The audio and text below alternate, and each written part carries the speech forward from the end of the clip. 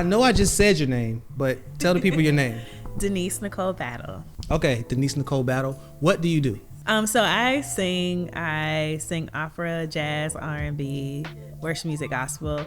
I also work for the government during the day, and I just try to make opera and the arts accessible to everyone in the community. That's awesome. As far as gospel singers go, how high on your list is BB and CC Winans? Oh my goodness, they're very high. They were like the first introduction of gospel music to me when I was a little girl. My dad listened to them, commissioned, and all the 80s greats, Clark Sisters, all of that. I don't know any of the names of the BB and CC Winans songs, but when it comes on, trust and believe, I know both parts, BB's and CC's. Addicted Love. Yeah, don't do it. Don't do it. How long have you been singing? I hate to sound cliche-ish, but definitely since I was a little girl, but seriously, since high school. Okay. As far as your education goes, how long have you been educated in singing? Like, when did that start? That started when I was in high school. I was, I think, 14, 15, and I got accepted into the Visual and Performing Arts Magnet program in Churchland High School.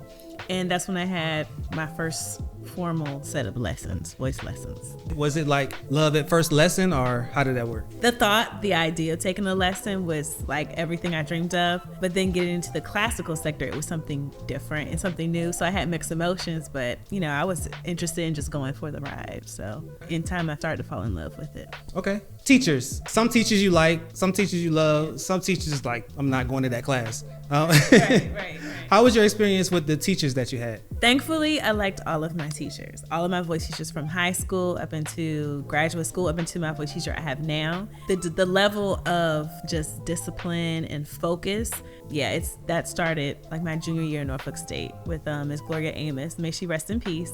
But she was the first hard teacher that I had that, she wasn't going to let her foot off the gas. She didn't give me any breaks, but it was what I needed at the time. Gotcha. Do you play any other instrument? Very little piano. I'm going to be more serious and start taking lessons again. But yeah. The only reason I say another instrument, because when you said a hard teacher, the first thing I think is a piano teacher slapping your hand with the ruler. Yeah. So the vocal teacher was like that? Yes, that was? but worse. She was very old school.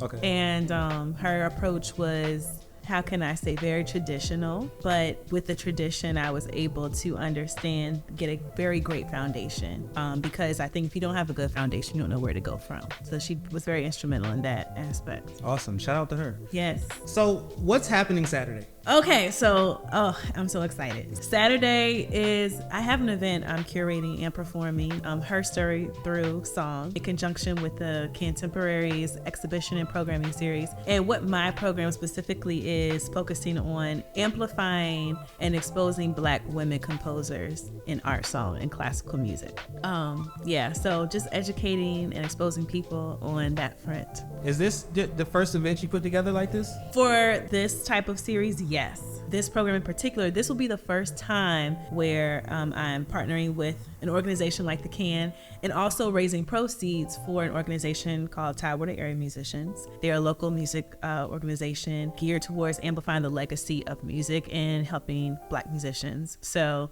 this will be a first in that front.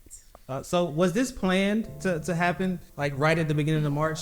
No, it was actually supposed to be a Black History Month program. And, I couldn't solidify location. So Kira's bright mind was like, hey, why don't we do this for Women's History Month? And I'm like, oh, yes, it makes perfect sense. So it was great how everything just weaved together. Anything else you want to say? If you're free, please come out.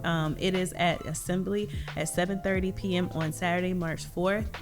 Come as you are and just come for an experience. If anything, there's going to be singers who sing opera like myself, but with art song is meant to amplify folklore, poetry, and experiences of a person, and also brings about nature and other elements. So I would say come out at least to get exposure and to educate yourself on Black music and Black women in music. Awesome. I appreciate you. Thank you.